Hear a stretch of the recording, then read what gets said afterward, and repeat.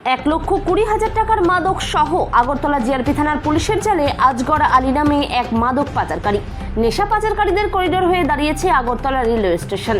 আবারও গোপন সংবাদের ভিত্তিতে আগরতলা জিআরপি থানার পুলিশ এবং রেল পুলিশের কর্মীরা যৌথভাবে অভিযান চালিয়ে আগরতলা রেলওয়ে স্টেশন থেকে 8.315 কেজি অবৈধ শুকনো গাঁজা উদ্ধার করতে সক্ষম হয়।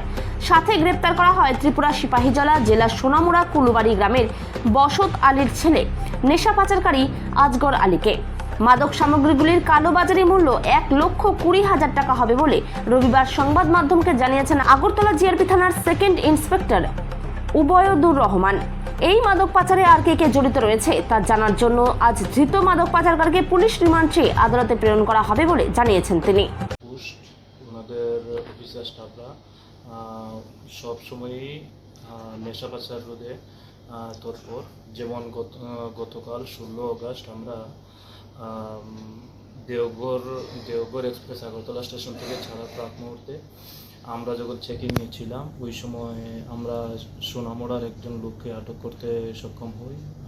ওর কাছে একটা ট্রলি ব্যাগ ছিল। ট্রলি ব্যাগ সন্দেহজনকভাবে আমরা যখন চেক করি তো চেক করার পরে আমরা এর মধ্যে 8 কেজি 315 গ্রাম গাঁজা উদ্ধার করি।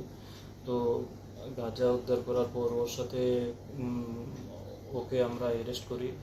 আজ আমরা কোর্টে ওকে পাঠাচ্ছি। একটা এফআইআর নেওয়া হয়েছে এনডিপিএস অ্যাক্ট মূলে। ও আবার রিমান্ডেও আসছে। আর আমরা দেখছি ওর সাথে আর বহির রাজ্যের বা ত্রিপুরারই কারা কারা জড়িত তাদের বিষয়েও যথোপযুক্ত ব্যবস্থা নেওয়া হবে। এখন যে গাঁজা উদ্ধার হয়েছে মোটামুটি বাজার মূল্য প্রায় 1,20,000 টাকার মতো হবে। স্যার, যাকে অ্যারেস্ট করেছেন ওনার নামটা?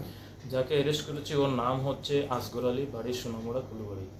ঠিক আছে স্যার, এই যে আগরতলা রেল স্টেশনকে ব্যবহার করে এই যে মাদক পাচারকারীরা তাদের সাথে যে একটা বিরাট চক্র জড়িত রয়েছেন, তাদেরকে গ্রেপ্তার করার জন্য জিআরপি থানার পুলিশ কী পদক্ষেপ গ্রহণ করেছে?